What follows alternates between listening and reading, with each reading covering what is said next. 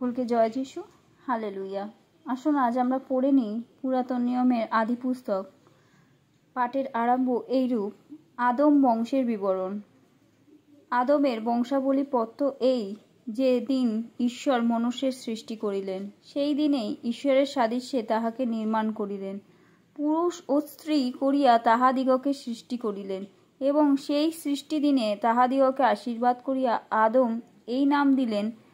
পরে আদম 130 বৎসর বয়সে আপনার সাদৃশ্যে ও প্রতিমূর্তিতে পুত্রের জন্ম দিয়া তাহার নাম সেত রাখিলেন। সেতের জন্ম দিলে পর আদম 800 বৎসর জীবিত থাকিয়া আরও পুত্রকন্যা জন্ম দিলেন। সর্বশুদ্ধ আদমের 930 বৎসর বয়স হইলে তাহার মৃত্যু হইল।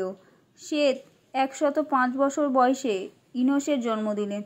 ইনোশের জন্ম দিলে পর সেত 807 বৎসর জীবিত থাকিয়া আরও পুত্রকন্যার জন্ম দিলেন। সর্বশুদ্ধ সেতের 912 বৎসর বয়স হইলে তাহার মৃত্যু হইল।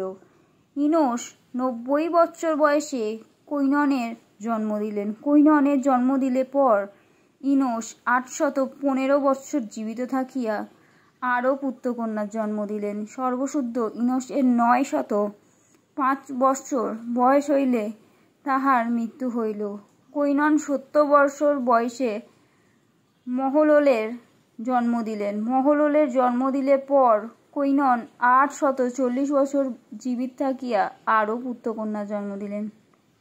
সর্বশুদ্ধ কৈননের 910 বৎসর বয়স হইলে তাহার মৃত্যু হইল। মহললেল 65 বৎসর বয়সে জেরদের জন্ম দিলেন। জেরদের জন্ম দিলে পর মহললেল 830 বৎসর জীবিত থাকিয়া আরও পুত্রকন্যার জন্ম দিলেন। সর্বশুদ্ধ মহললের 895 বৎসর বয়স হইলে তাহার মৃত্যু হইল। জেরদ 162 বৎসর বয়সে হনকের জন্ম দিলেন। হনকের জন্ম দিলে পর জেরদ 800 বৎসর জীবিত থাকিয়া আরও পুত্রকন্যার জন্ম দিলেন। সর্বশুদ্ধ জেরদের 962 বৎসর বয়স হইলে তাহার মৃত্যু হইল। হনক 65 বৎসর বয়সে মুতসেলেহের জন্ম দিলেন। মুতসেলেহের জন্ম দিলে পর হনক 300 বৎসর ঈশ্বরের সহিত গমনাগমন করিলেন এবং আরও পুত্রকন্যার জন্ম দিলেন। সর্বশুদ্ধ হনক 365 বৎসর রহিলেন। হনক ঈশ্বরের সহিত গমনাগমন করিতেন, পরে তিনি আর রহিলেন না, কেননা ঈশ্বর তাহাকে গ্রহণ করিলেন।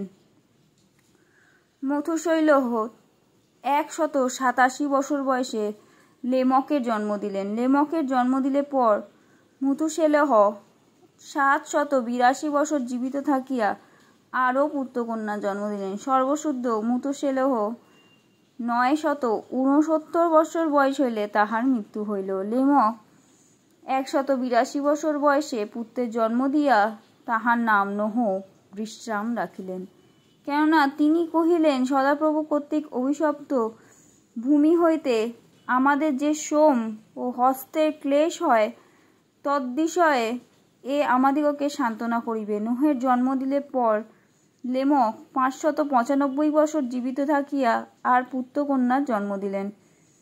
সর্বশুদ্ধ লেমকের 777 বছর বয়স হইলে তাহার মৃত্যু হইল। পরে নোহ 500 বছর বয়সে শেম, হাম ও জেফদের জন্ম দিলেন। আমেন।